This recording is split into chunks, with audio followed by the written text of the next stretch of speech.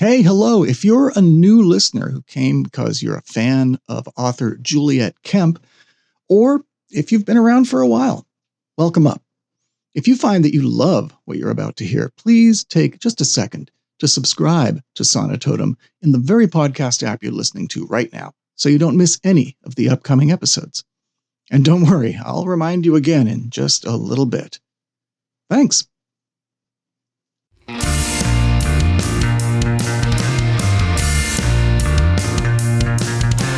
My name is Matthew Wayne Selznick, and this is Sonitotum, episode 105.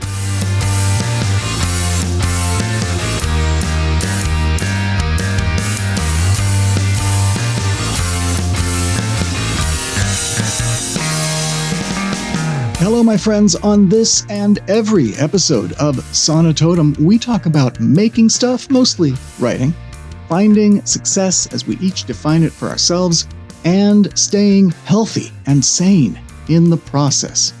Who am I to be talking to you about such things? Well, I've been an independent author and creator for the better part of a quarter of a century, and my day job is helping other authors and creative folks bring their works to fruition, to market, and to an audience.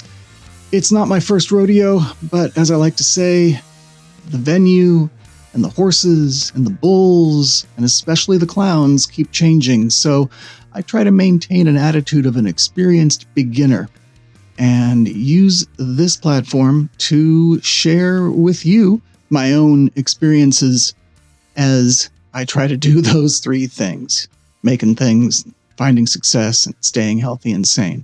Every other episode, I invite another author, writer, playwright, poet, somebody who works with words in some form, to join me for an evergreen, value-packed conversation about those three tentpole subjects.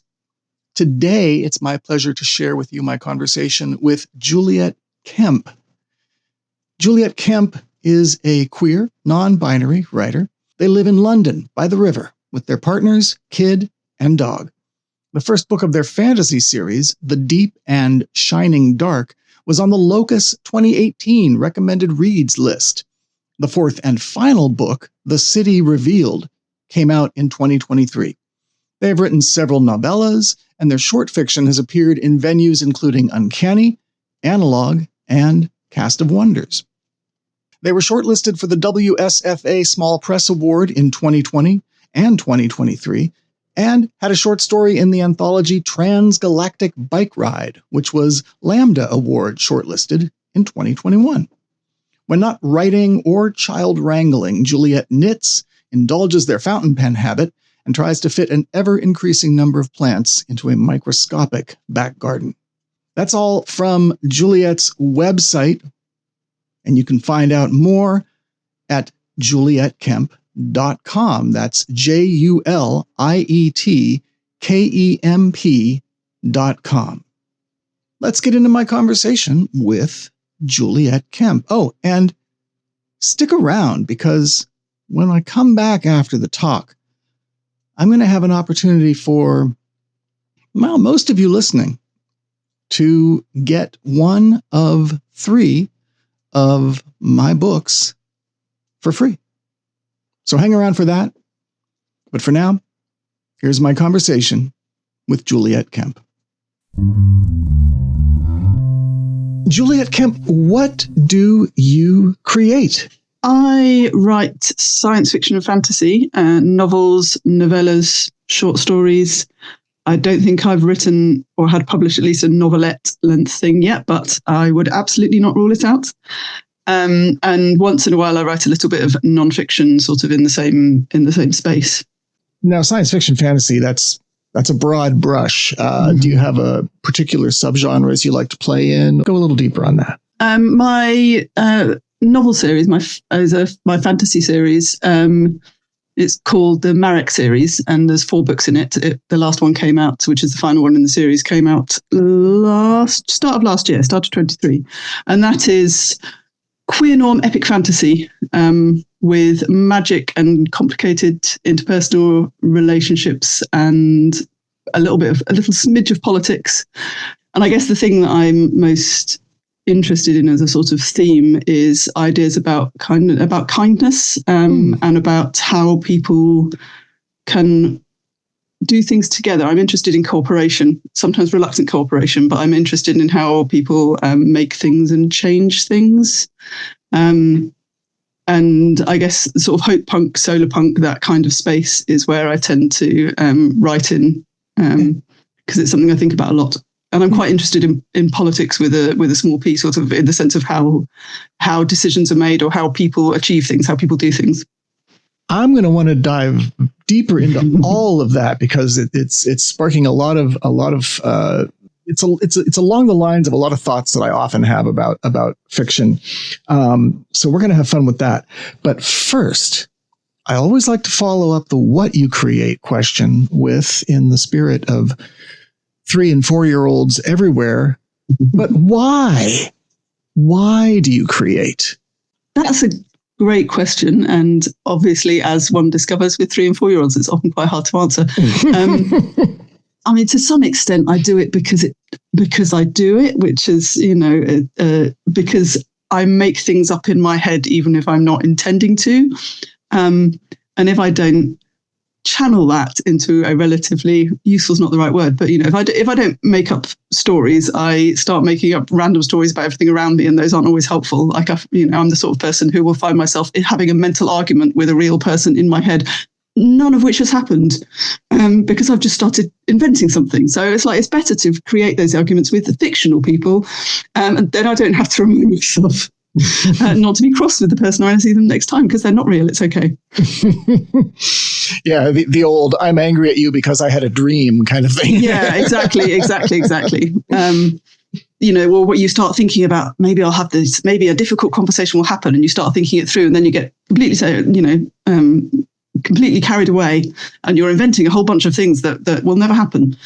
So I write stories because I write stories all the time in my head, and I might as well write them down. And I write them because I have fun ideas. And I found that, you when you get ideas, you can either kind of think, oh, that's neat, and let them fly away, or you can nurture them.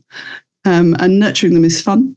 So I guess I write stories because it's fun, and because I feel better when I write stories, and because I'm interested in people and worlds and ideas. And I guess maybe this is the way that I explore that, through making stuff up about them, rather than working in more kind of non-fiction spaces, as it were.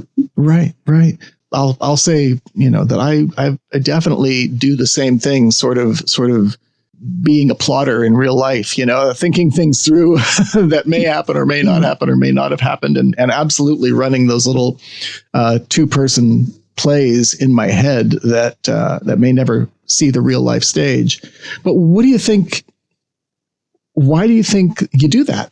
Is there something that you could think back to that maybe inspired? Because it's a form of I'm gonna suggest, again, based on the fact that I do it too, that sort of preemptive conversation thing, imaginary conversation.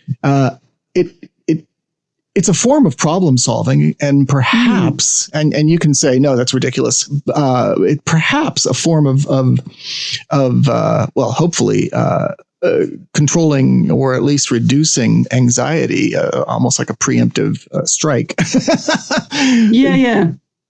Does that ring true, or do you think there might be another origin for that for you? No. I think that kind of sense of control. I think fake control, because the people in real life do not behave like the person you imagine. But yes, I get that. I think I do sometimes do it to have that sense of, I know what might happen, or I think I know what might happen, or what could happen. It's kind of building a little model of the situation, and then I feel more on top of it. And I do sometimes experience anxiety. That is a thing I've dealt with in the past. And so, I think there's a bit of that. I also, I think maybe partly originates when I was a kid. I sometimes found it difficult to understand how people work. Like a lot of what I learned about the world, I wound up learning from fiction. I learned from stories. And I think maybe that I'm still sometimes doing that, that making up stories is a way of trying to kind of see into other people, or to make little models of how people work, and to try and work out how the people might behave. Yeah. And perhaps when I'm making up, real actual stories with my entirely fictional people, to try on somebody else's brain for size, as it were, to try and get further into the mind of someone who isn't me. And again, obviously, that's a bit of a cheat because all of them are me. Right. But that's a way that that's a self-discovery thing too, right? Yeah. And certainly, I think back to all the stuff that I read as a child and indeed as an adult, all of those little worlds that exist inside my head, and that I still kind of believe in. They're all kind of floating around in there and informing how I think about the world. So I guess making up my own versions of those worlds and those people is a way of continuing that process. That makes a lot of sense to me, and it makes sense, especially in the context of you already mentioned how your focus seems to be the small p politic and human interrelations and is how people get along or not. And even the emphasis on, you called it hope punk, the emphasis on, positive outcomes and cooperation, ideally, and, that kind of thing. It all sounds of a piece. It all sounds like your sort of creative life project. I guess, yeah. And I guess I think of fiction as being one of the ways that, in fact, we generally as humans make sense of the world. Yes. And so if I'm feeling I can't quite think of the right word. Grandiose is maybe overstating, but in an ideal world, I would like to write things that help other people make sense of the world. That's one of the things, or to contribute to the way that the stories that we, as a society or as individuals, use to structure our lives. Because I think that the stories that you have available to understand the world affect how you interpret it. Absolutely. And you can, those can be both positive and negative. Yeah. I mean, we know that. There's been studies, and I'll try to find some and cite them in the show notes, but there's been studies that show that reading novels increases one's sense of empathy, one's ability to be empathic. And since, people think of empathy as a net positive, but really empathy is just being able to understand another person's point of view. It doesn't necessarily mean that their point of view is going to be a good one. But literature is, it's an engine of empathy. So I agree that writing fiction, and I want to talk a little bit about your nonfiction too, but writing fiction as a way to kind of suss out not only all of the sort of probable outcomes in our own lives, but to better understand and help others better understand each other. That's very much that rings true for me. That's very much why I tend to write fiction, and what I'm looking for when I'm writing fiction. And it seems like this might be some of your stuff. The idea, it struck me when you said non-epic fantasy, and immediately my brain was like, wait, what is that? What is the difference between epic and non-epic fantasy? But also the fact that it sounds like a lot of your stuff is very, very, very character driven and primarily focused on the character. Would that be accurate? Yes. Yeah, I think so.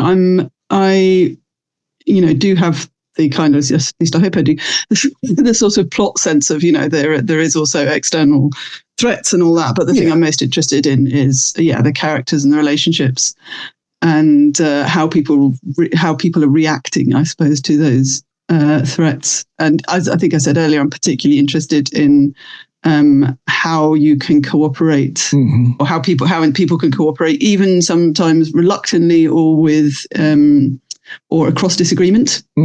That kind of sense of, well, I don't like this person, or I do not agree with all of this person, but we are both actually pulling in the same direction right now, so we can work on that, even if we then go and fight about something else. I find that fascinating. How do you build enemy of my enemy and all that stuff? Yeah. But doing that without maybe whilst still disagreeing on other things at the same time, not I'm interested in complications. It's messy. Yeah, right? Exactly. Yeah. Messiness. People are messy. Relationships are messy. Yeah. All sorts of relationships are messy, and I find that fascinating. Yeah, it's funny. You mentioned, of course, I still consider plot and whatnot, and I mean, I think there it is, right there, kind of underneath what you've already said, is that the sort of plot character. There is no line of demarcation. Those are you can't have one without the other. I mean, you could have a plot where it's just let's have 200 pages of just watching the leaves change color, but unless there's a character to observe it and a character to be affected by it, there's no story. It's a minor frustration of mine when people use terms like, well, is it plot driven or character driven? It's like, no, it's all character driven. Right? You can't really. The characters are going to affect the plot, and they're going to react to things that are external and that they objectively experience. Yeah, but you do definitely get some SF in particular, that is very much about the ideas. Like, I love Greg Egan, but I read Greg Egan for the ideas rather than for the detailed inner life of the characters. Well, I don't even mean necessarily that their life is presented in great detail, but there has to be. Oh yes, but they are there and they are doing stuff. Yeah, well, that's true. There has to be some sort of change in the characters. Even if it's, that guy got blown up. Big change. I get you. Yeah. I think of Greg Bear, who's particularly good at that. High concept stories, and Greg Benford too. Thinking of the Killer Bees, right? That's they used to be known. Benford, Bear, and Bryn.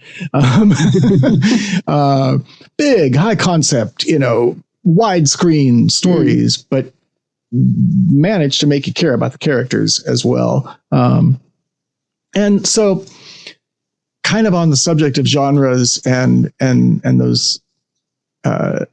those lines or blurry borders between them. You said non-epic fantasy, and the reason my ears perked up is because 15 different people will give you 30 different descriptions of what epic fantasy is. So what do you consider non-epic fantasy? I think maybe it's trying to get at something, because epic fantasy does tend to mean anything secondary world, basically, anything that's not urban fantasy, which is its own specific genre. For a while, I was trying to describe the Merrick series as urban fantasy because they're set in a city, but urban fantasy means something really specific about what sort of city. I made the same mistake with my last novel. And I kind of knew that at the time. I was like, it's urban fantasy, but not like that. And then, everyone was like, that is too confusing. Don't do that. Yeah. So I guess trying to get at something around what, as you say, what does epic fantasy mean? It can mean so many different things. And I think the stuff I've been writing, at least so far, doesn't feel to me to have, I feel like epic fantasy should have an epic sweep, should be across huge nations and worlds. And, I'm waving my hands around. You can't see it because it's audio, baby. And what I'm writing is secondary world fantasy, and if you have to tick a genre box, it counts as epic fantasy, but I don't feel like it hasn't got that spread. That's not deliberately I didn't want to write that. And then there's the smaller boxes. Genre's hard. Genres are stupid. It's, where do you put it on the shelf so that people can get at it? Right. So that people get in the bookshop is really the question. It's asking whether that's a virtual or real shelf. And I guess in that sense, it goes with other sorts of epic fantasy. It's that sort of fantasy. But yes, I think that's maybe it's a term I think that should catch on. Non-epic fantasy. Well, and then there's the smaller boxes of low and high fantasy. Which again is completely confusing to me. And I'm actually not sure I understand those ones, so I might not be able to comment with any intelligence. But yeah, I think you're right that it's safe to say, like, all right, if it's not the prototypical farm boy to prince quest story structure with 15 different countries and large landscapes that they cross, et cetera, et cetera. I think you're right. That's a safe assumption of epic fantasy. Until you find somebody who's like, oh, this wasn't epic fantasy. Well, I was going to say, because I don't, like you say, there are 30 different definitions from 15 different people. So obviously, if somebody, I wouldn't necessarily want to contradict anyone saying it. And maybe to some extent, when I was reading stuff as a teenager in the 90s, I kind of imprinted on what was epic fantasy at the time, which was very large sweep, as you say, kind of, swords and sorcery, and which I thoroughly enjoyed. But now I'm like, that's what I mean when I think of epic fantasy.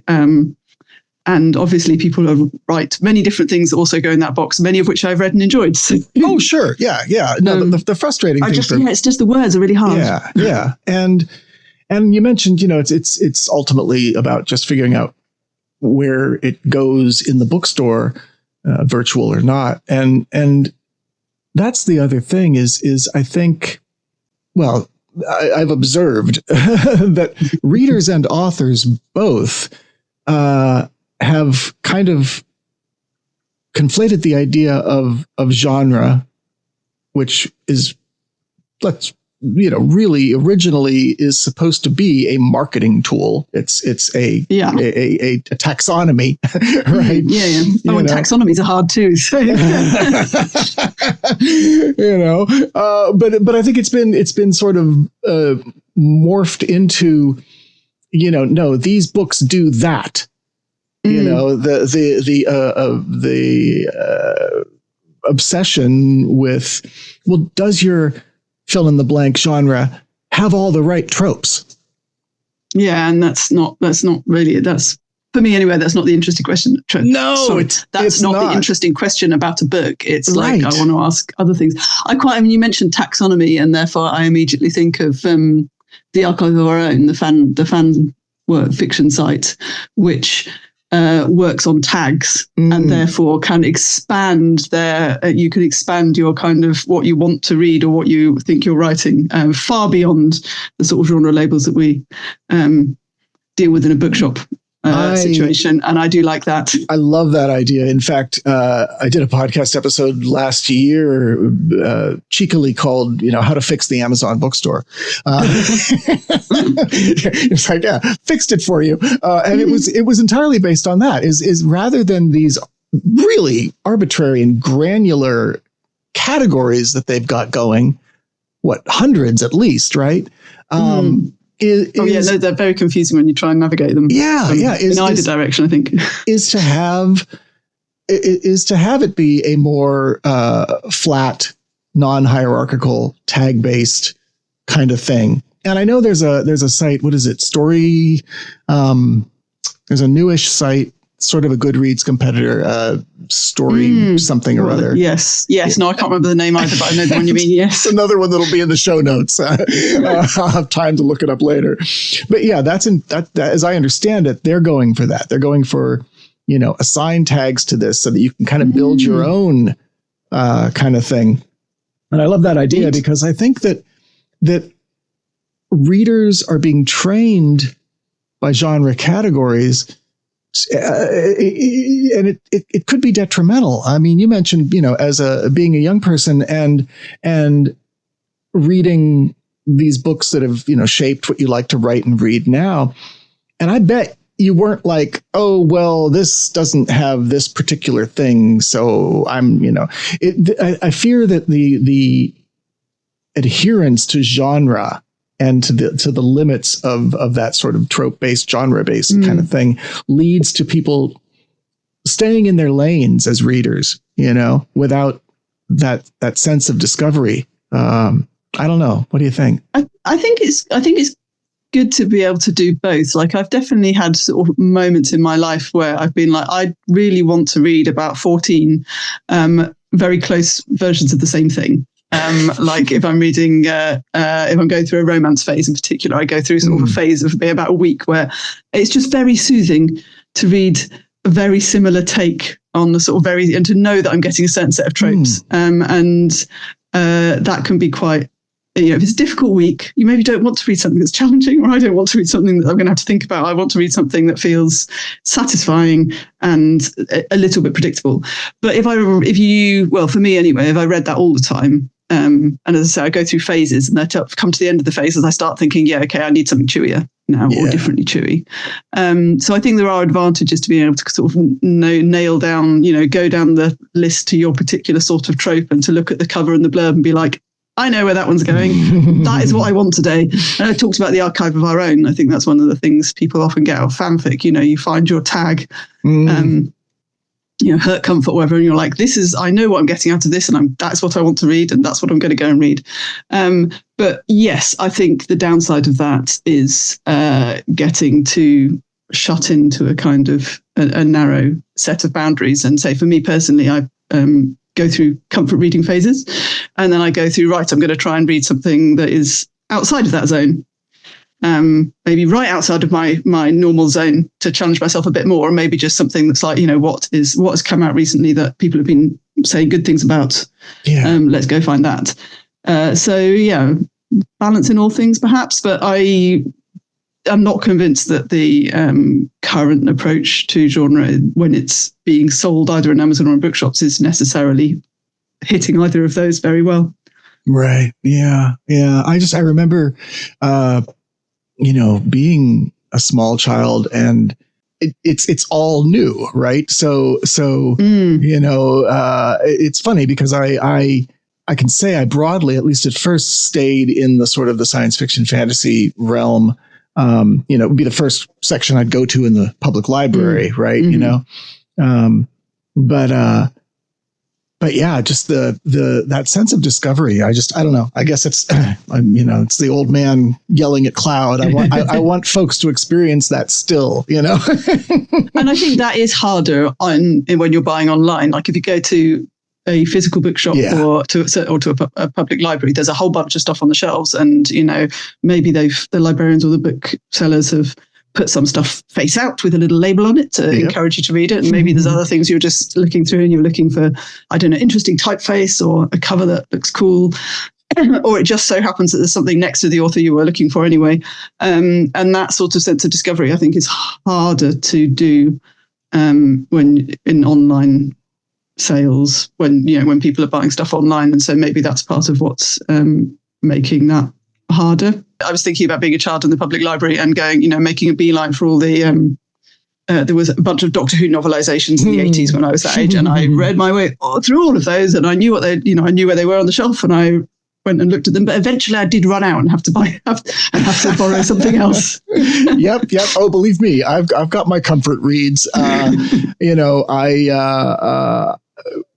I think probably the first thing that I blasted through as a child was the Tarzan books.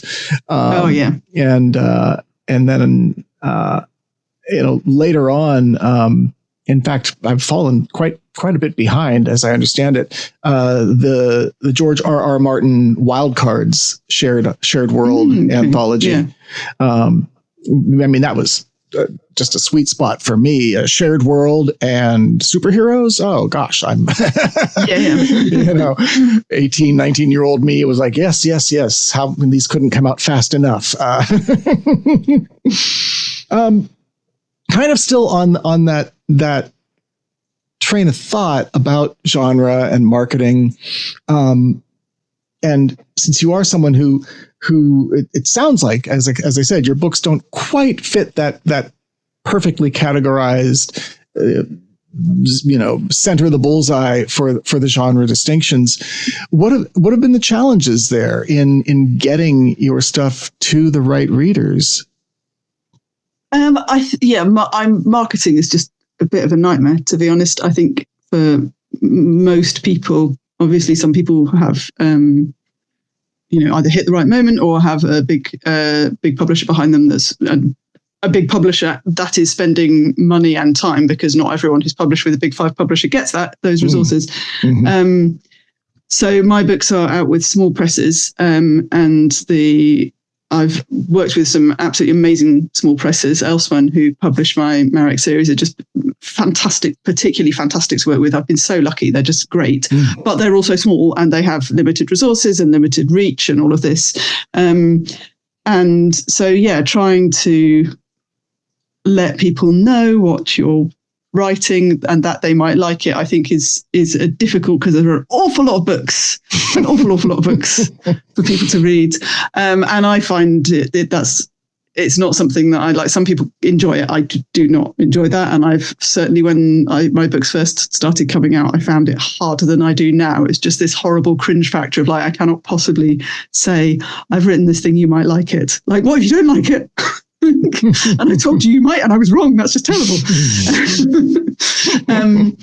And obviously there's the whole social media stuff, which has in the last year or so become much more complicated. But even when Twitter was working, quote unquote, as a way to reach people, it was still quite difficult to do. And as it got harder to do that unless you were effectively paying for advertising. Same with Facebook. Like, there was a point where you could have a page on Facebook and people could subscribe to it, and then they would see what you posted, and then that stopped happening. Like, you could have it and they could subscribe to it, but they wouldn't see what you posted necessarily. Yeah. And Twitter's the same. Like, my observation is that, and I've been on Twitter since like 2007 or something. Yeah, that's right. When it started, me too. Yeah. Yeah. Back when it was a collection of SMSs in a trench coat. Yep. And I used it exclusively for keeping in touch with people at at festivals. But yes, but even like, I don't know, 5 years ago, if you had sort of 1,000 followers, which is not many, but you could think if you posted something, a fair chunk of those 1,000 would see it. And that is just no longer true. As far as I can tell, there's a fighting chance that if you post something, nobody will see it at all. And it's not just because fewer people are on the platform, although I think that's true, because of everything that's happened to Twitter. Sure, the supervillain, yeah. But also, there have been changes such that it's not put in front of them, even if they were there. Like, there's all this messing around with the feed, and that's been happening more and more in recent years. And it's got much, much worse in the last year. So now we're all scattered to, Blue Sky or Mastodon or Threads or some other stuff. I don't even know. And they're all smaller, at least at present, and they have different issues. Like, I'm on Blue Sky, and as far as I can see on Blue Sky, people who subscribe to me, which is not that many because it's not been around long, do tend to see, like, I get reactions when I post a thing, which had just stopped happening on Twitter. And even from, people who personal friends were not, reacting to stuff I put on Twitter. And now I'm seeing more. So on Blue Sky, you get more reactions, but there's fewer people, and it's the same on Mastodon. So sorry, I've gone off into a rant about the limitations of social media, but the problem is that is one of the ways that small authors or small presses can, in theory, get in touch with readers. You can talk directly to readers. That's brilliant.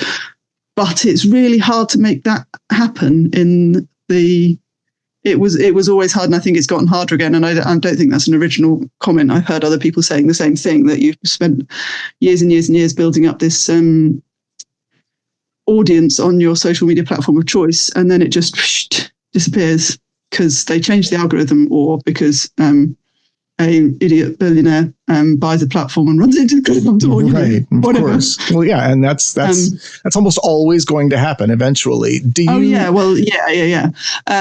It is sort of the life cycle of the internet, as far as I can tell. Yeah. Well, then the only thing that is kind of safe from that, I've found, is is building your own community. And usually that's through a mailing list, because nobody can touch that.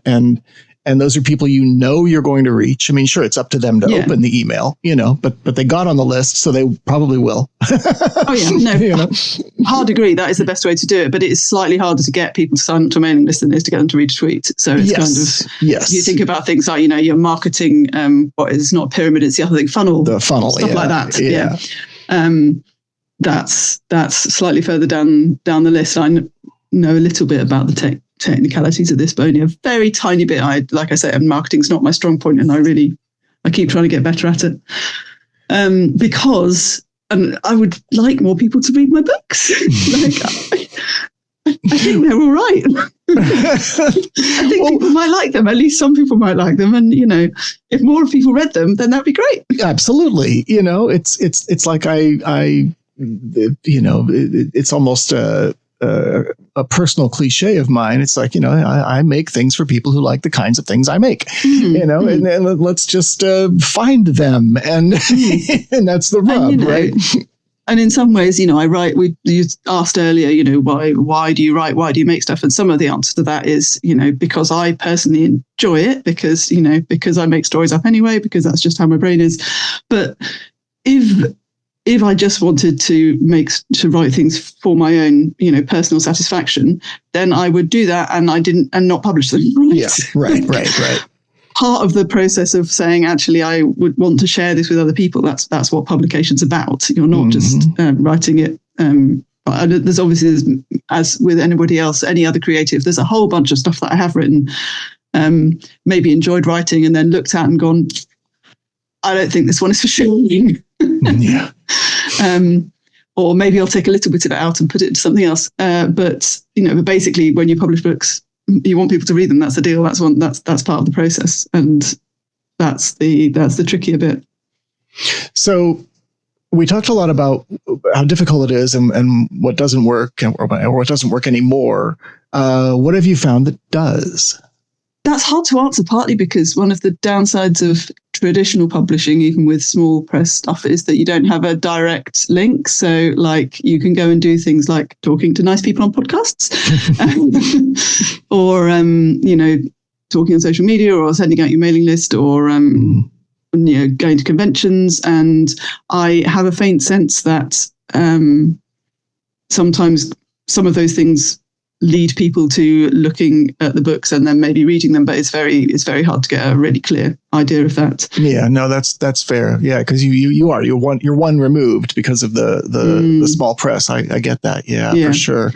How much? And you don't have to give away everything, but how much does your publisher share with you in terms of their marketing results and the in the weeds analytics? Or not very much. I'm not sure. I don't think they haven't got the resources to do loads of that stuff. They do a lot of in-person selling at conventions, and they are great at that, at being people come along and they're like, you would like this book, here is this book. So that kind of hand selling. That's great. They're brilliant at it. But obviously that's like one person at a time. Well, sure. Its nature. Yeah. It's brilliant. And they're great at that.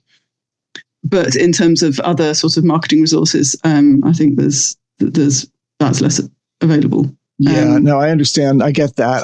I've been almost entirely self-published, but my first novel was kind of courted by a small press, and we did a reissue through them. And the extent of their marketing was I was stoked to see it. It was kind of a childhood thrill to realized. They did a full page in the magazine of fantasy and science fiction shortly after it came out. Right? Yeah, that was awesome. Nice. Did it sell any books? I have no idea. I was going to say it's tricky because selling, one of the pieces of conventional wisdom about marketing, right, is that people need to see, your thing 3 times or 7 times or whatever number it is. It's being too touted at the time. But broadly speaking, that advert itself may or may not have sold any books directly, but then somebody's seen that advert and then maybe they see a review or their mate recommends it to them. They're like, oh yeah, I saw an advert for that one. I'll try that one. So it's not a sort of one-to-one relationship anyway. Oh no, definitely not. Yeah. But mega cool. definitely cool. But that, but I know that the biggest, and that's the tricky part with this whole marketing thing is with that particular book, I know that the biggest sales driver for the duration of my contract with them was a thing that I did, and I think that's just the way it is. I was going to say the strong impression I've got from reading around is that unless you are like sort of mega juggernaut type author and your publisher, you have a large publisher who are throwing a lot of weight behind you, that mostly it is kind of what the author does that really shifts the needle. But as far as I can tell, it's also mostly witchcraft. Like we're all kind of throwing ideas around, but there's an awful lot of like, oh, well, I did this thing. One of the pieces of advice I remember I quite liked, partly because it fits with my personal prejudices, is that to some extent it's best just to do the stuff in the kind of marketing or awareness that you like. Yes. And try not to have too many expectations. So, go and do readings at conventions or whatever and try and enjoy it. And if you absolutely hate it, maybe don't. Just don't do that. Yeah. But don't go in there thinking, right, I'm going to sell squillions of books. People are going to turn up and they're all going to buy them. Go in and try and enjoy the process of reading, even if it's as I have done a reading to 4 people. And rather than having the outcome is to go and have fun. Right. And hey, if you had a reading with 4 people, hopefully those were 4 people who were engaged, and I would take that any day over a reading for 40 people or 400 where half of them are on their phones, Yeah. I'm a big believer in that sort of, sharpshooter rather than shotgun approach, as it's the right audience, not the largest audience that matters ultimately. Because, if you reach the person who really, the person or a person who really loves your books and then they tell other people that they love them, then all of that is, that's good stuff. Yeah. And also, we're talking about marketing and getting books in front of people's eyeballs, which is great, but also reaching one person who really loves what I wrote, that in itself, that's a success, right? For me, and that's, Have you encountered that situation where you are approached by that person, whether it's directly in person or an email or whatever? Yes, somebody at WorldCon. So cool. And on top of that, they tell you something that they loved so much about your work that you had no clue or intention was in there. That I don't. I remember somebody. I was chatting to somebody in a queue for something or other at WorldCon, must have been in Dublin, and they looked at my badge and went, "Oh, you're Juliet Kemp. I read your book and loved it." And I do not remember what specifically they loved about it because I was too busy going, "Oh my God, somebody read my book and loved it." It is. They've just come up to me. Oh. It is. It's such wonderful validation, and not just the obvious ego stroke, but also that's the goal, right? You're trying to reach someone with this, trying to transmit your thought into this other brain and to know that you've actually done it. Yeah, it's wonderful. And that's kind of a good segue into one of the sort of the tent poles of our conversations on Sonitotum, knowing full well that it's a fluid thing that could change over time. What is your sort of definition of success for your creative life, and how's it going? I thought about this ahead of time because I know it's one of your things, and I also find it really difficult to define for myself. That's why historically found it really difficult to celebrate things I do, and I have a shocking tendency to move the goalposts immediately. Like this sense of whatever I have just achieved is no longer an achievement because I have just achieved it. And therefore it no longer counts. And that is, not very mentally healthy as an approach, I would say. So it's something that I have been consciously trying to get better at, I guess almost like being in the moment and being like, here is this thing that I wanted to achieve or that I am proud of achieving. And I'm going to sit here and like let myself have that moment. And I find that really difficult. My impulse is just to move on. Like that's in the rearview mirror now. I must do something different, something better. So what do I define success as? And it is a moving goalpost. So I am trying, I have published books. They are out there in the world and people are reading them, and that is success. And certainly before I had published any books, that was an important goal. And then the first book of mine that came out, I completely freaked out and found it very difficult to have any positive feelings about it at all. Not because I didn't like the book. I still think it's a good, The Deep and Shining Dark. I still think it's a good book. But because I was equally torn between like, this will come out and no one will read it and that will be terrible. And this will come out and people will read it and that will be terrible. It really felt like there was just no win condition. It felt absolutely terrifying. And I know a lot of people are like, oh, my first book came out and it was, such this great moment. No, but for me, it was just really scary. And so I didn't really find myself able to appreciate that as a success at all. And it was a success. I had written a book, finished it, sent it to somebody who also liked it. And, we did some editing and everything and it became better. And then I went out and people read it. All of those things are successes. And I've almost had to like sit back and celebrate that several years in arrears when I sort of thought about how I was approaching all of this, and it wasn't great. So I am trying to get better at defining success as something closer to, I had an idea, I wanted to write the thing, I wrote the thing to a place where I was happy with it, and then it went out into the world. Like all of those things are successes. And obviously some projects don't meet all of those criteria, because, sometimes you get halfway through something, halfway through a book and realize that it's not working. I've got at least one project that I've got like 120,000 words of that isn't right. I've not ditched it forever. Yeah. I'm going to go back to it and work out what's wrong with it. I don't think it's lost, but right now it's not. Now that has not. I guess the only success I could say is I wrote 121,000 words. In fact, I wrote them twice. And I'm still interested in what I was trying to do with it, but it's definitely in a halfway place. That sounds like you're just, and we all, this hopefully is a lifetime thing.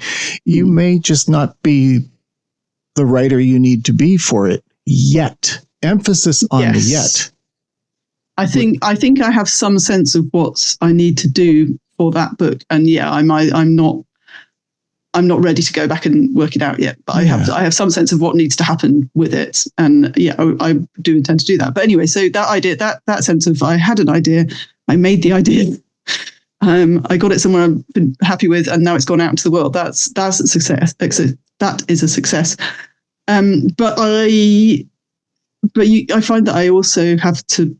I'm trying to balance that with wanting to become better, with having goals that stretch myself. So, for example, I said I'm proud of the books I've written before, but it's also true that if I wrote now the book, my first novel, I would write it a bit differently. And I think I would write it better. And it's not to say that I think it's a good book. People who are listening, you should totally try reading it. But obviously, I would hope that in 6 years, I have got better as a writer. And therefore, if I could say, oh, well, actually, I couldn't do any better than that after 6 more years of practice, that would sort of be like a fail, right? Yeah. One should be getting better. I think so. Yeah. So trying to balance that sense of I'm satisfied with a thing that I have done, and also, but I want to do better with the next thing. I think that's. I'm working on trying to feel both those things at the same time. Well, sure. I think that's entirely valid. I mean, you mentioned moving the goalposts, and I get how that can be a sort of a self-esteem, sort of a diminishing one's own accomplishments. And I'm not putting these on you. I'm saying these are possibilities. It's also, if I diminish the importance of what I've just done, then if it doesn't work, it's not that big of a deal, And that's very different from, okay, I had the idea, I finished it, and it's out in the world, and the next one's going to be even better. That's very different. That's okay. I want to beat my personal best. Yes. No, I think that sort of shifting goalposts is great. That sense of I've done this. That's actually like you reaching say, now the goalposts earlier. And now I want to ramp up. Now I think I can do this thing better. That I think is I think that's part of success over a career is shifting your goals in that sense. The thing that I have struggled with in the past is not letting myself appreciate the goal before I'm moving on. And as you say, it's the either downplaying it, or the other sort of flip side of that is a thing that I have. If I have done it, it can't have been that good. I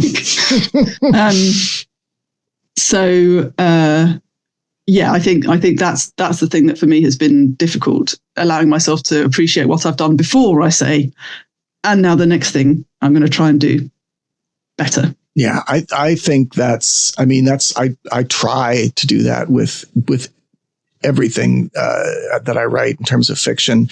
I'm going to admit that that nonfiction for me is it's easier, and I don't feel like it's as much of a push each time. But I think that's also because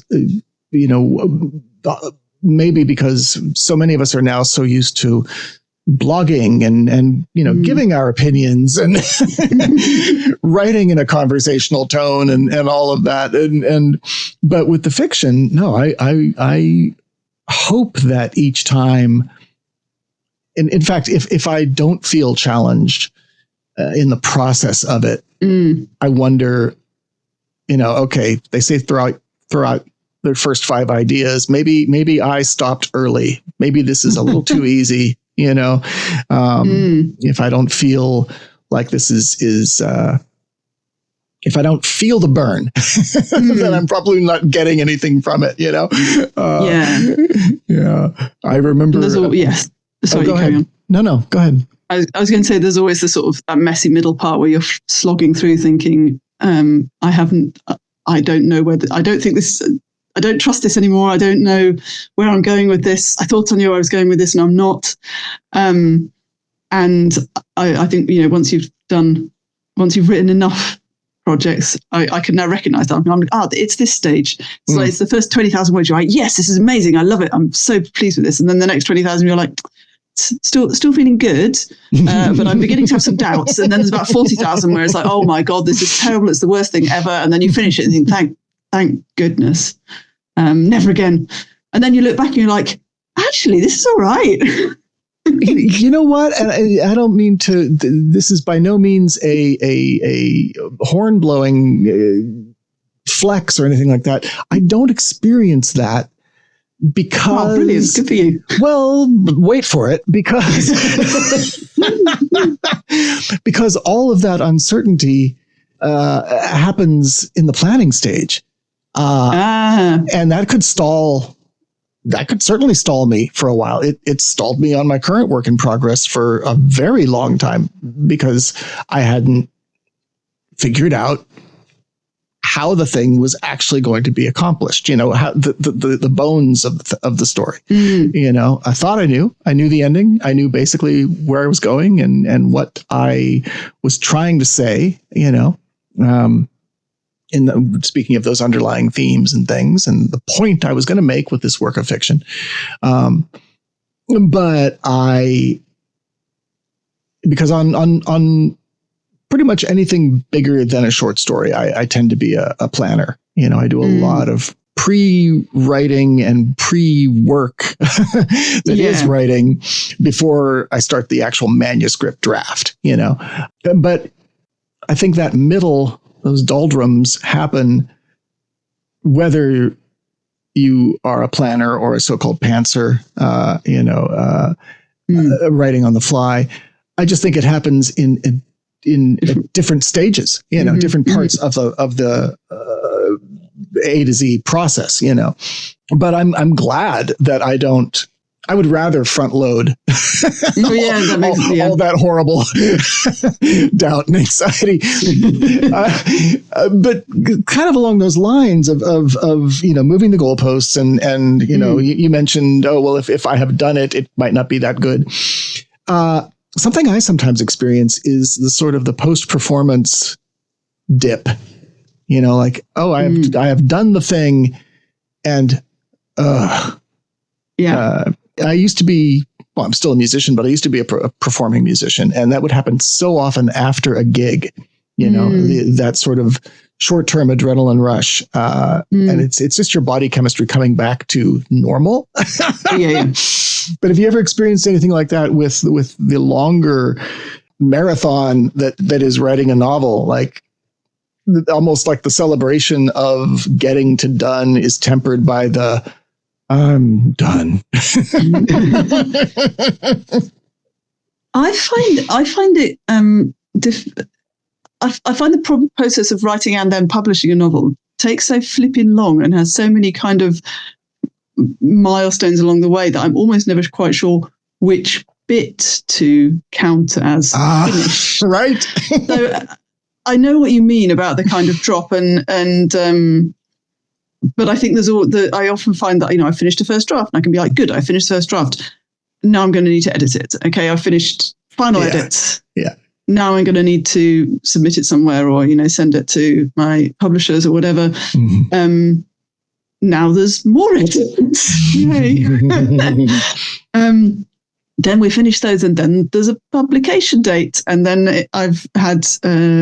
my novels have been published first and then print a couple of months later. That's the model. Mm-hmm.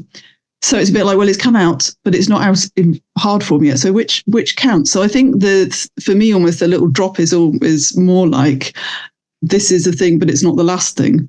Right. And I think when I finally hit the last thing that's definitely out in the world, yes, these days I try and do a sort of marketing push. And then I do get a bit of that drop. But I think it's more like I now don't know what's happening. Yeah. A little rudderless. Out into the void. But if you're going to get any feedback, it's probably going to take a little while. And there's, not that much of it necessarily. So it's that kind of drop of, now what? Or I feel like there should be something more. There should be some trumpets. Something that's come up in a couple of the conversations I've had in the last month or so with authors and writers is that necessary hubris, that sort of noble delusion that carries us from one project to the next. Like, yes, this is worthwhile because I say it is, and you people just need to figure it out. Yes, yeah. But it can keep you going, right? Absolutely. To just know, like you said, that it's better for me. You said this much earlier in the conversation. It's better for me if I write these things down than just keep them in my head. So there's that sense of I think we almost have to, in some cases, unless you are, a James Patterson or whatnot, where you get plenty of validation from the dollars. I think there is this sense that we just kind of have to, trust in our own self-importance. Yeah, and also I guess in terms of, defining success, trying to find that kind of success internally in that I have done justice. Well, yeah. The best I can at this time to this idea. And I think that's, there's that sense of pushing your goals as you progress but that goes along with sometimes you have to say this book, this story, whatever, is as done as I can make it right now. Absolutely. Like maybe me in 5 years' time would do a better job of it, but I need to finish this one and start the next one. Right. Yeah. And the you in 5 years' time will write someone else. Yes. Well, and you'll be someone else as an artist. For sure. You know. Yeah. So yes, that kind of finding the success in having brought to a conclusion that you are satisfied with yourself, brought that idea through that process, and then just let it go out into the world and write the next thing. And I think I sometimes I have a whiteboard with a bunch of sort of Post-it notes to remind me of ideas that I've come up with that I'm particularly keen on. And I sometimes think maybe success would be having written all of those ideas, like all of those, I'm glancing over it now, like half a dozen different sort of novel-sized things that might be novel-sized. But I also keep reminding myself that actually, by the time, if I write all of those things, which I might not, because some more ideas are going to come along and they might be better, then I would have come up with some more ideas by the time I've written them. Yeah. So, and that's a good thing. But sometimes I'm like, I'm behind because I haven't written all of that. Like, no, I have all these cool ideas waiting for me. That is not being behind anything. That is just, I have a bunch of cool ideas. And sometimes you can squash two ideas into one, which both makes the ideas better and takes two Post-it notes off the board. I like that. Yes. Yeah. Or you've had a Post-it note up there for so long that you suddenly realize it's rubbish. Well, I was going to go the other way. I was going to say that it's that it actually inspires an idea that is, for shorthand, I'll just say better than the thing that you had written down. It becomes a springboard. Oh yeah, that's definitely happened to me. Or I've had 5,000 words of something because I got I wrote a little bit about the characters and then we're like, I'm not quite there with a structure, a plot yet. And then 2 years later, I'm like, but if I do this other thing with those characters, that's going to be so much better. It's very satisfying. That's very much like I was talking about my work in progress right now. And it's that moment where I was finally like, oh, that's what this is about. And the floodgates open, but it takes time, it takes time sometimes to get out of your own way.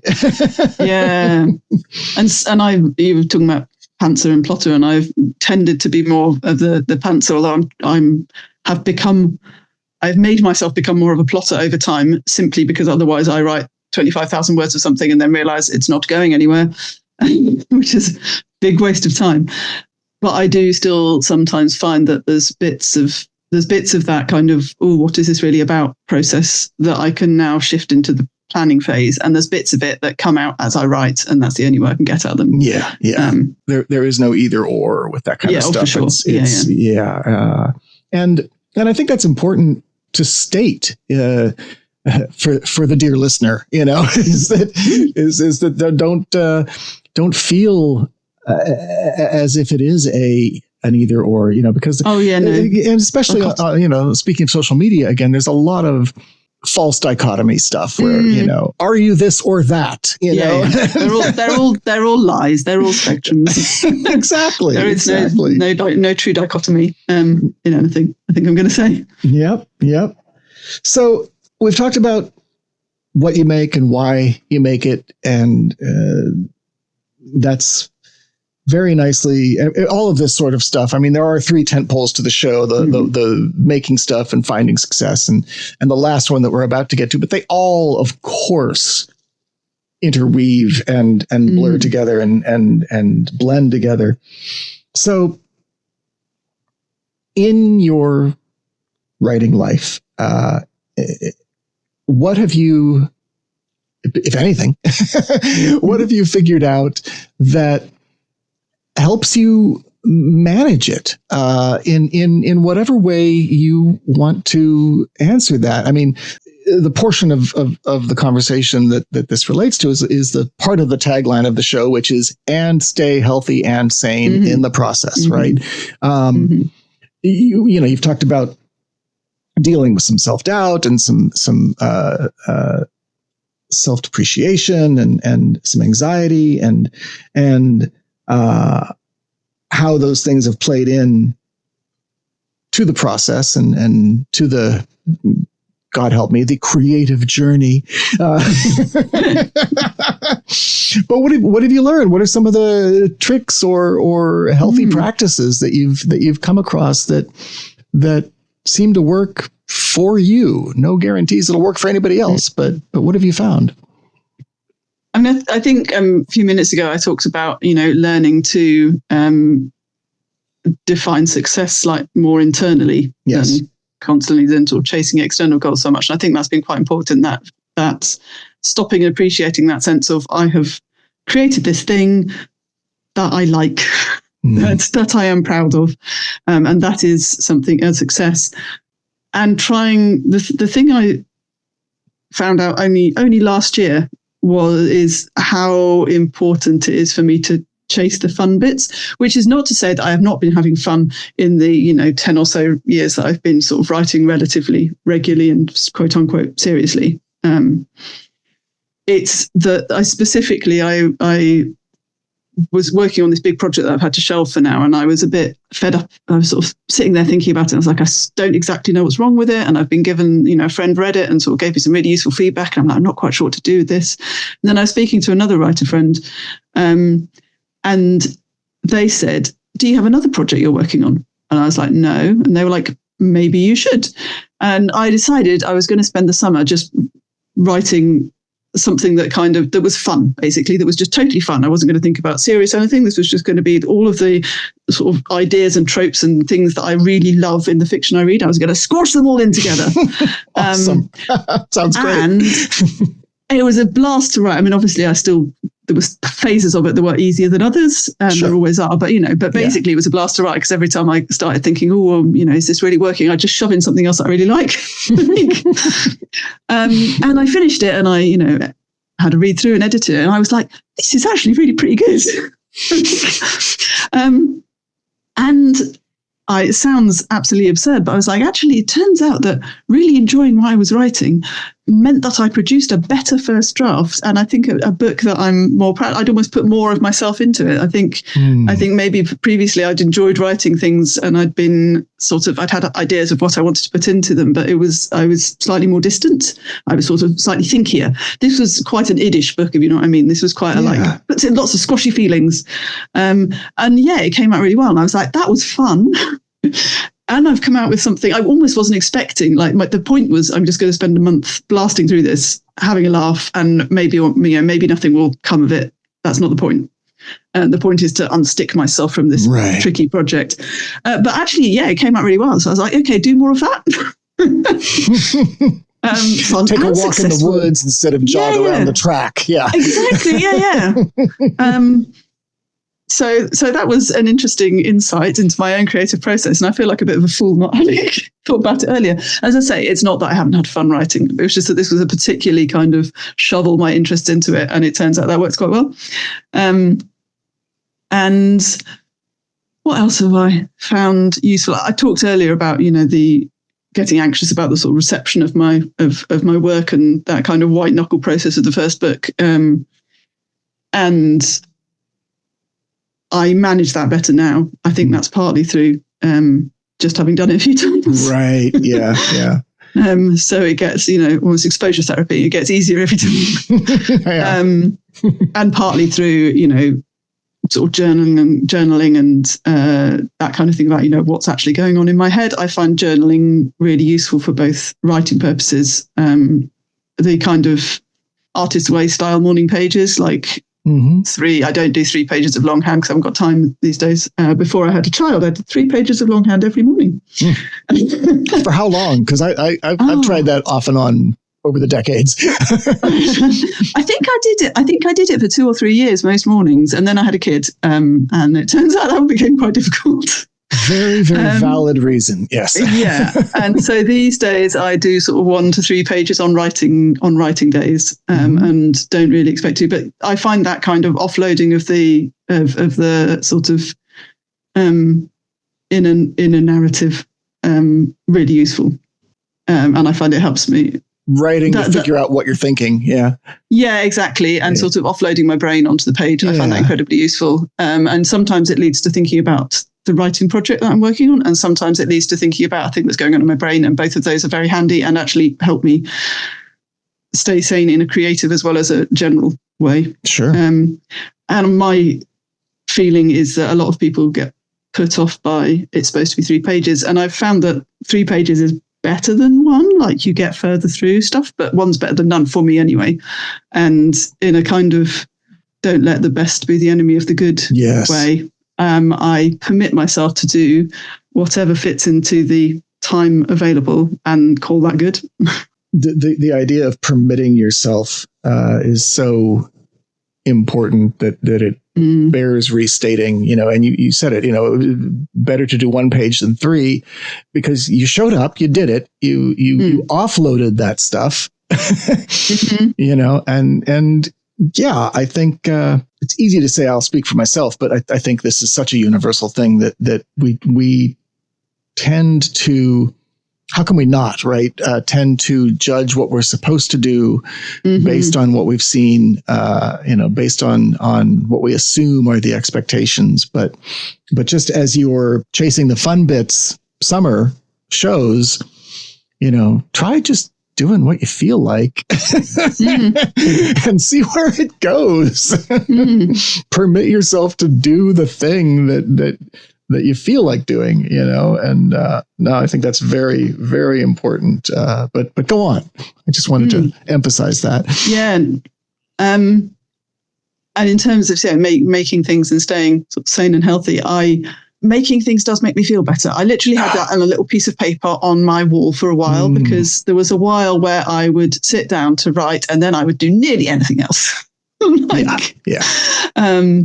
Because starting's hard, like it is. There's like activation energy, and I would be like, oh, I don't quite feel like it. I'm not feeling great today. Maybe I won't do that. Maybe I'll do one of the many, many, many other things that there always are that you could usefully do in life. And it was often, for me, it was often not even like, scrolling Facebook or whatever. It was very often things like, the child needs a new pair of trousers. I'll just sort them. I'll just go on, online and buy him some trousers, because it's a very important job. He needs trousers.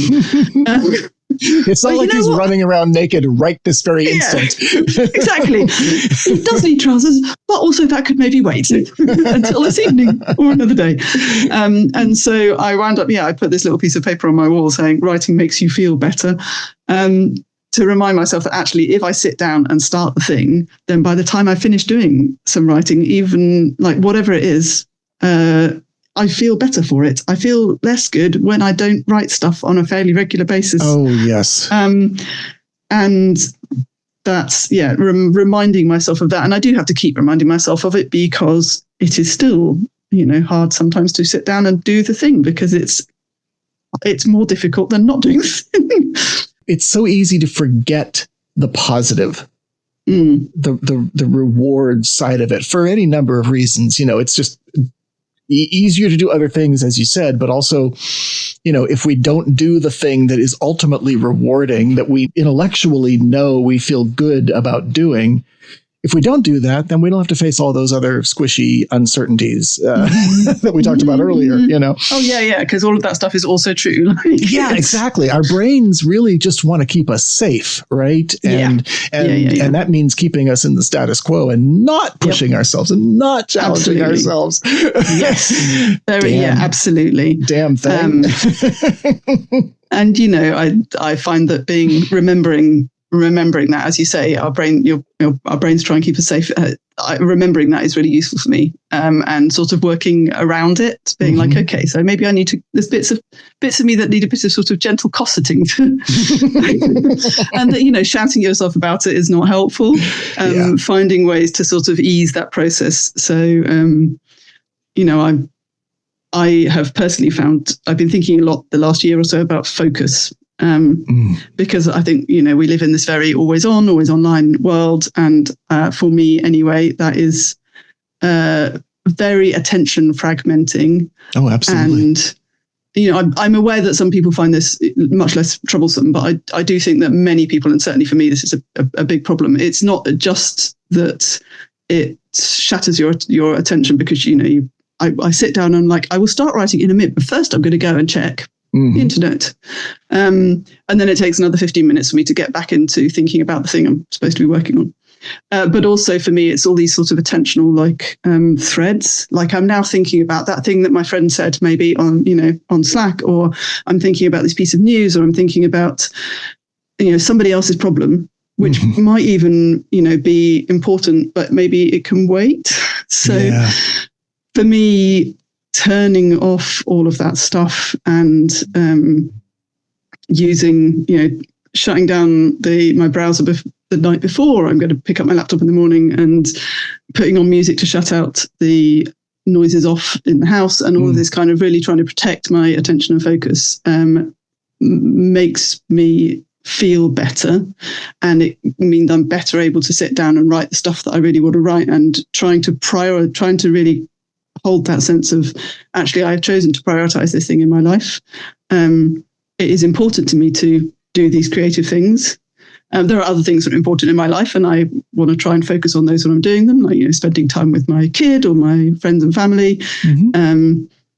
Those are important things too. But right now, the space that I'm in when I sit down in front of the laptop, that is space for writing, and that's trying to protect that attention has been really important for me, and I have found it massively reduces my anxiety levels, which is something I've struggled with off and on for a while. And I do feel like the kind of the nature of the sort of information fire hose that we now get exposed to is really anxiety inducing for a lot of people. Like there's just so much stuff. Yeah. So much stuff out there. Yeah. And I don't think that being mega anxious for most people is conducive to creativity. And I don't think that being mega anxious is, for the vast majority of people, conducive to anything useful, actually. Right.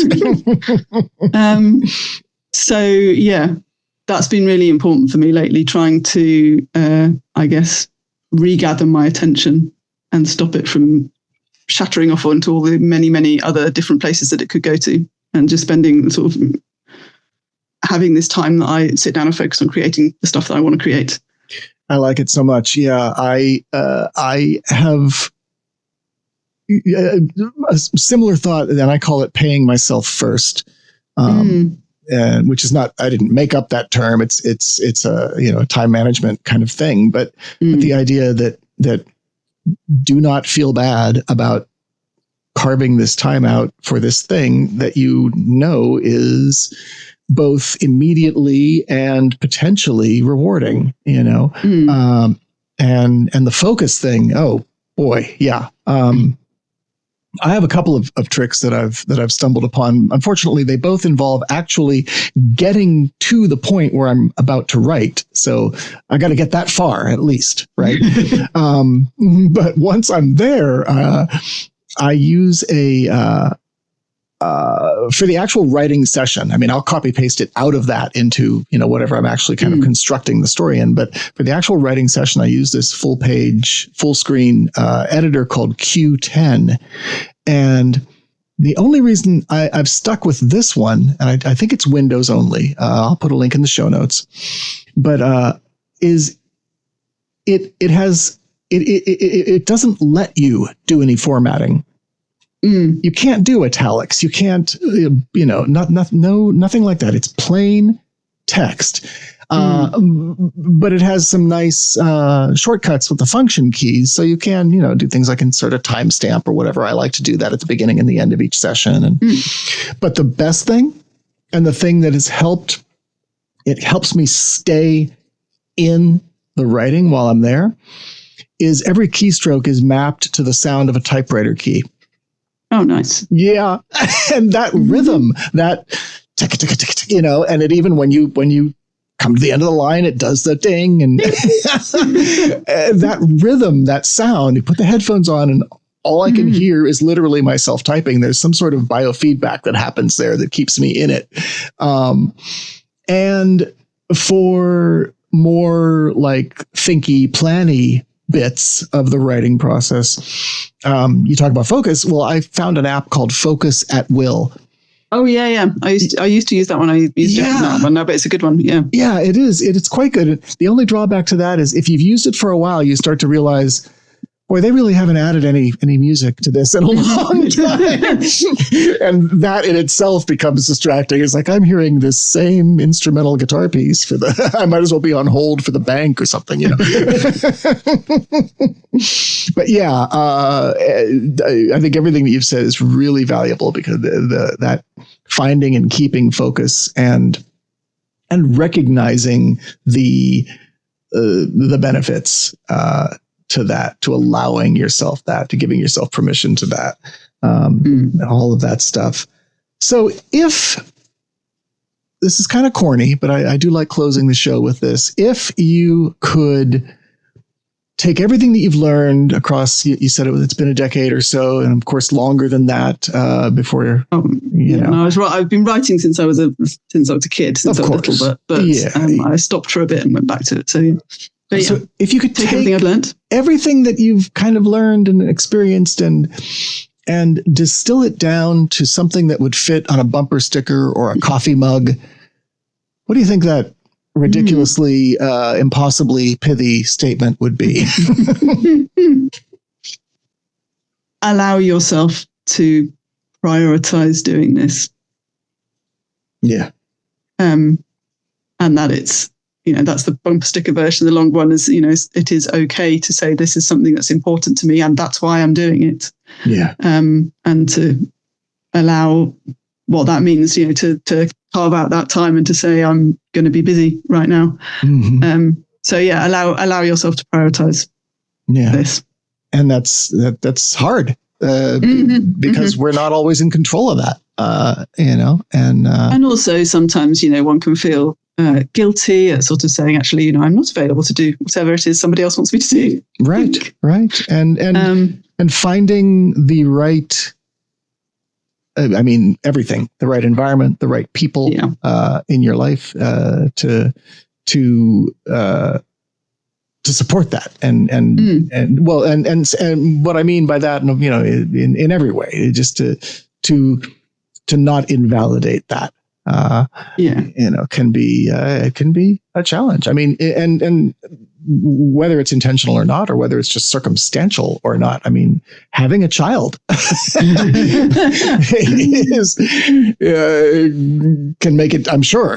I don't have any kids, but I'm sure that's a big one. Like, okay, the biggest priority in my life is my offspring. But this other thing is still a priority. Yes, I think that's the key to it. Like, trying to effectively trying to prioritize two things, or to say sometimes you don't always have to be 100% available, especially as they get bigger. Yes, yes. Somebody else can do the job for a bit.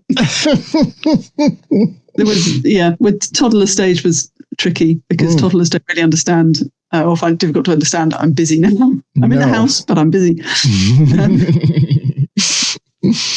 So is there anything across the course of our conversation that maybe you wanted to go deeper on, or that we missed, or that you'd like to circle back on? I think the only other thing I remember making was made a note of when I talked earlier about having all the sort of post-it notes on the board and waiting for them. And just thinking of myself as behind. I'm not behind. They're just lovely ideas that I can come to. But it reminded me of an advice I saw from someone about writing, which is that you shouldn't save your cool ideas for sort of, the right moment. You should just shove as many of them in as you can to any given, don't think, I'll keep that idea for another project. Nah, shove it in. You'll have another good idea. Yeah, no, that's use great. Ideas profligately, because the more cool ideas you use and shove together and put into your projects, the more cool ideas will show up in your brain later. And I think that's another way to chase the fun. Shove all the ideas in, cram your projects full of cool stuff. That's fantastic, because let's face it, there's always more cool stuff where that came from. There's always more cool stuff, and let's face it, that's what we love. Universally, we love to be odd, right? When we're reading or experiencing something, it's like, look at, did you see that? Can you believe what she wrote? Yeah, I think that's great. And I think the more, in that, back to that idea of having fun with writing, I think some of that is about it being yourself that you put into it. And that's like the thing you said about, you're writing stuff for people who like this kind of stuff you write, really leaning into that sense of this is what I write and this is what, this is, that's more appealing than writing something that's less self, I think. And the idea, I mean, for me, that sort of truism, it ties into everything. It ties into the marketing too, because it frees you to not worry about the people who aren't buying a book, the people who aren't following you, the people who aren't on your mailing list, because they're not your community. They're it sounds a little Machiavellian, but those people don't matter. The ones that do matter are the ones that are there. They're the ones that are reading the book, the ones that are buying the book, the ones that are leaving the reviews. It doesn't make those people who aren't into you any less of a person or anything like that. It's just allow, it gives you the freedom to not, to reduce that sort of fear of missing out, right? Because you're not missing out on those people. They've got their own thing. Yeah, absolutely. Yeah. Well, this has been great. Yet another conversation where I think that the listener's going to get a heck of a lot out of it.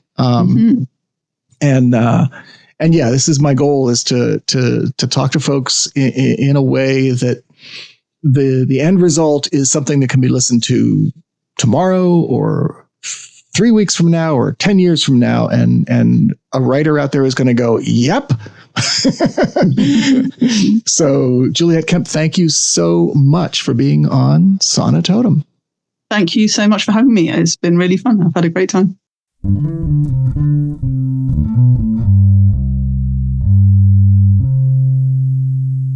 And there you have it, my friends, my conversation with the fantasy and science fiction author Juliet Kemp, whose work you can find at julietkemp.com. That's JULIETKEMP.com.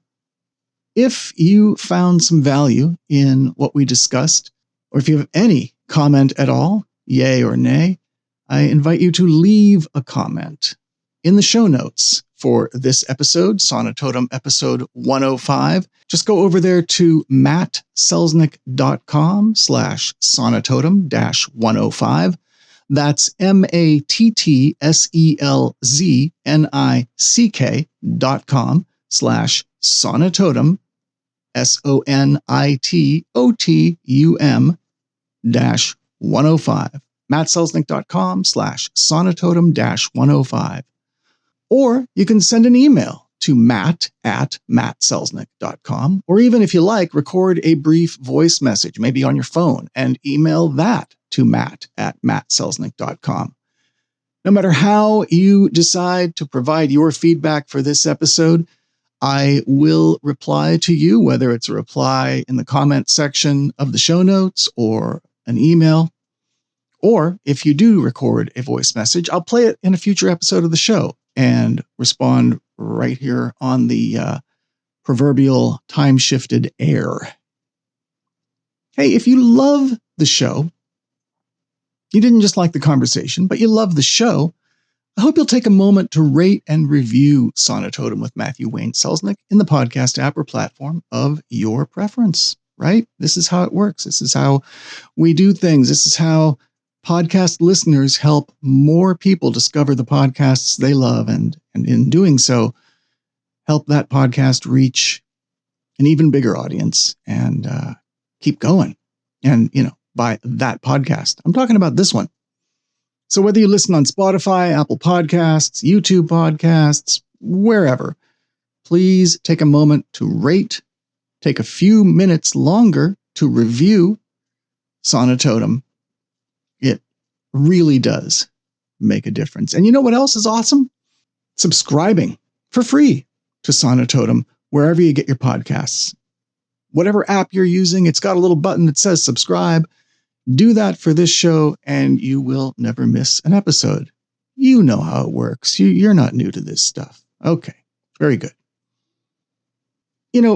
Before the conversation with Juliet Kemp, I mentioned that you might be able to get one of 3 of my books for free.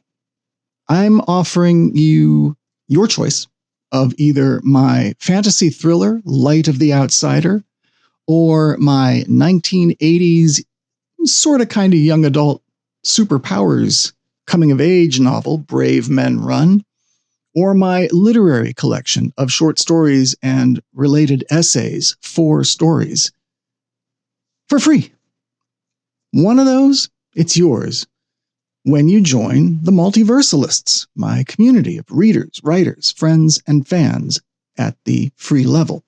Just go to mattselznick.com/freebook, all one word, and you'll be able to select the book of your choice and get all signed up. You can also just go to mattselznick.com and you'll see the free book menu item there in the menu bar. If you really love the show and you want to support it and help offset the costs that go into making it, as well as my other creative endeavors, and get a whole bunch of cool perks and access and extra content, well, then you'll take the extra step, the deeply honored step of becoming a patron member multiversalist, like Zoe Cohen-Lay and J.C. Hutchins and Jim Lewinson and Amelia Bowen and Ted Lanehart and Charles Eugene Anderson. Join these fine folks for $4.17 a month if you pay annually. You can pay more for more perks and more access, but it starts at just $50 a year. Go to mattselznick.com/be-a-patron. mattselznick.com/be-a-patron. All one word, all lowercase, and so on and so forth. Or, of course, you can go to mattselznick.com and just click the Join the Community button. Your patronage is amazing, and I really want to thank the folks who have been there for, in some cases, years. Join them at mattselznick.com/be-a-patron and find out what it's all about. Okay. Coming in hot and fast on this one because it's been a long time since the last episode, and I haven't had a whole lot of time in my life, and I still don't, even this very day. So trying to keep it lean, trying to keep most of the content, that excellent conversation with Juliet Kemp, and just share with you the bare minimum stuff. I'll have more to say in more depth and at length about what's going on in my creative life, as well as some things that as always, I hope you're going to find useful and valuable and interesting to help your own creative process and stuff in a couple of weeks when we do a solo episode. A couple of weeks after that, in episode 107, I'll be back with another conversation all about media tie-ins. You know, those books that are connected to movies or games. You know, I'm sure some of you have probably read a Star Wars book or a Star Trek book or an X-Files book, or maybe read some Forgotten Realms novels. Well, I'm going to be talking to a woman who's written a bunch of that stuff for some franchises that you will be very familiar with. So that's 2 episodes from now, my conversation with Rosemary Jones. 2 weeks from now, give or take, episode 106, it'll just be you and me. 2 weeks after that, episode 107, we'll be talking media tie-ins with Rosemary Jones. I hope you subscribe so that you don't miss those episodes. And hey, thanks for listening. My name is Matthew Wayne Selznick. Take care.